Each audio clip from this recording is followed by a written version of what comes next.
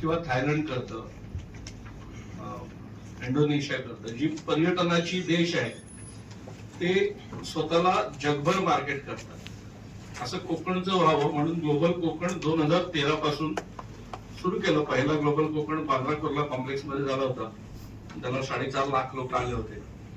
आणि हा एक आंतरराष्ट्रीय महोत्सव असतो. तो गेली 12 वर्ष मुंबईत, पुण्यात, लंडन मध्ये एकदा अमेरिकेमध्ये असा हा ग्लोबल कोकण झालाय. आणि याच्यामध्ये महाराष्ट्र सरकार ग्लोबल कोकणामध्ये कायमच सहभागी असतं.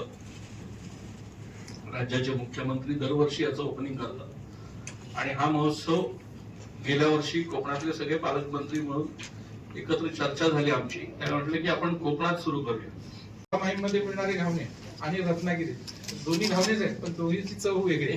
तर तोही आनंद आपल्याला मिळावा, तिकडचं हे मिळावं. शिवाय काही कलाकार तिकडनं येणार आहेत कोकणापासून, तर दशावतारासारखे किंवा नमन असतील तिकडचं, गुहागर चिपळूण भागाचे प्रसिद्ध आहे ते आपल्या लोकांना इकडे आनंद घेता यावा अशा पद्धतीनं ग्लोबल कोकणने आयोजित केलेलं आहे. त्याला जोड आमची सरसी देत आहोत.